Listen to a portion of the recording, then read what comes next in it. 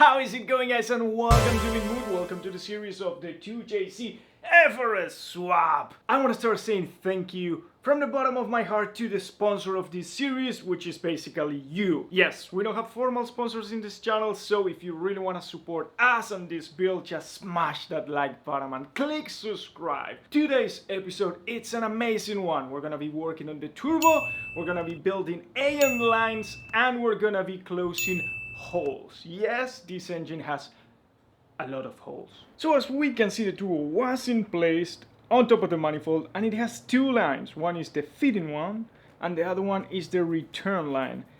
Now the issue though is this fitting, when I try to place it in, it won't fit. Let me show you. It's touching the manifold. So what we have to do is we're gonna grab the turbo and we're gonna twist it. We're gonna clock it. And in order to do so, you need to remove these screws, the one that holds the air turbine and the one that holds the CHRA. I tried the lazy way and it didn't work. There are some screws that I wasn't able to remove. So we'll have to remove the entire turbo from the engine.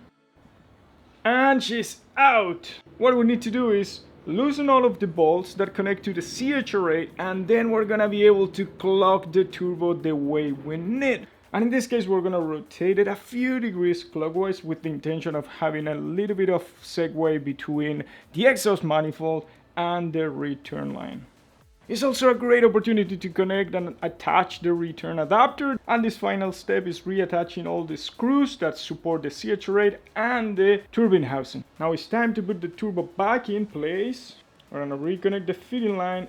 And I just got a new set of Allen wrench that I think they're gonna be super useful to close this job and also to have in my garage. So with the turbo properly installed, now is the moment to create our return line that will connect that turbo with the engine oil pan. So I got some interesting parts from Summit Racing. Let me show you what we got. So we got some AN adapters that I just realized I ordered wrong. The turbo return line is at AN10 and I don't know why I ordered AN6. And we're gonna use these vice jobs to attach our fittings. And let me show you the cutter. This is an amazing cutter, specially designed for stainless steel hoses. Okay, now is the moment to create our AN lines. A couple of tips. The first one, grab some electric tape and give some turns around the line. This is gonna hold it together and hopefully help us create a clean cut. And man, look at this! Amazing! Now we'll slowly and very carefully remove that tape. Now we'll have to grab this part of the fitting and slowly push it in. This is quite tricky. This is the moment where you start cutting your fingers, so slowly, slowly, slowly, pushed all the way and you start rotating. That's the second tip. And there we go, look at this! Looks beautiful! The third tip is grab the electric tape and give another round. We're gonna use that tool from Arrows. So we'll put it in place, tight it, not too much. Now the fourth tip, grab the fitting and put some WD-40 in. Pushed and twist, pushed and twist, and there will be a moment where we will feel that it's already attached. Okay, and once it's in, now we can grab the tool and slowly, slowly, slowly start twisting it till all the way gets in. Man, this is cool.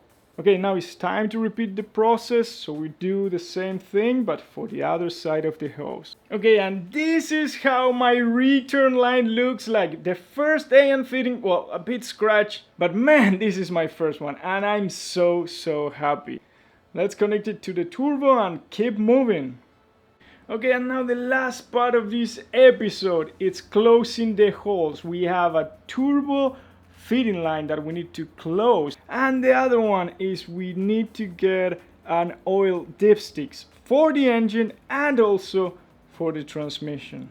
So the guys from CX Racing, they provide the specific bolt to close this fitting line that is coming from the block of the engine. Let me show you. And there you go, there we can see that's the specific hole that we need to block.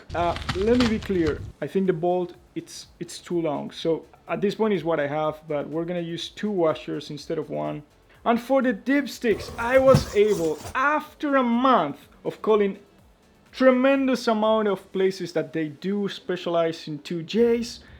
I was able to get them from JDM Miami. I'm gonna leave the link in the description below. So that's gonna be it for today's video, guys. I hope you like it. In the following one, we're gonna connect the starter, we're gonna mess with the ignition system, and hopefully we're gonna crank it for the very first time and measure compression.